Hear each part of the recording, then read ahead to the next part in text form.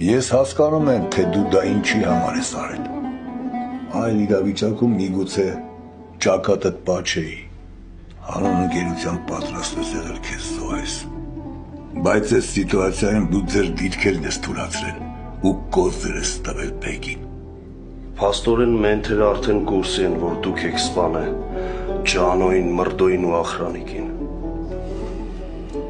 Դե հա տենց է դուս գալի։ Տաքսիստն էլ տեսել է մեզ ու սակայն։ Իսկ դա նշանակում է, եթե դաժե ես ձեզ պերկեմ Բեկի ձեռքից, մենթերը ձեզ կբռնեն ու կփակեն շատ երկար տարիներով։ Այդ ոստիկանը, որ չի թողել Սարգոն Բեկին խփի հիվանդանոցում, իմ ախպերն է, հորեղբորս տղան է։ Այդ նշանակություն չունի։ Այս փոքր հանցագործություն չի, որ աչք փակվի։ Եթե շատ էլ ուզենա, չի կարա ձեզ ոչ մի բանով օգնի։ Սա քաղաքի սպանությունների մասին է խոսում։ Հենց որ մտքներիցդ հանեք այդ տարբերակը։ Միակ բանը, որ կարա ձեզ խորհուրդ տա, որ գնաք հանձնվեք։ Իսկ նանեի մահը ոչ ոքի հետաքրքիր չի։ Իմ ու ձեր համար դա իսկական ողբերգություն է։ Իսկ ոստիկանության համար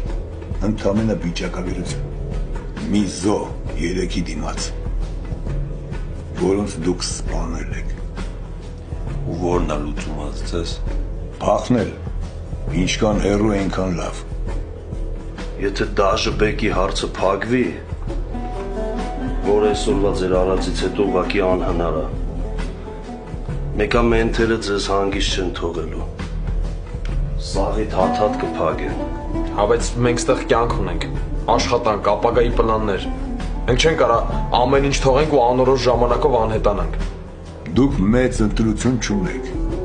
Եթե մնաք կհայտնվեք գերեզմանում կամ բերդում, երրորդ տարբերակ չկա։ Չէ, մի հատ տարբերակ ունենք։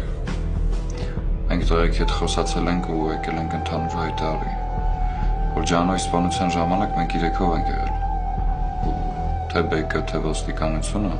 չի կարող ապացուցի, որ մյուս 3-ը ինչ-որ կապ ունեն կամ մեղավոր են այդ հարցում։ Չգիտեմ, Թորգոն ջան, բարդ հարց է, բայց կարելի է փորձել։ Ոչ մի գարանտիա չկա, որ այդ կուտը կուտեն, բայց ես կփորձեմ Բեկին ու մնացածին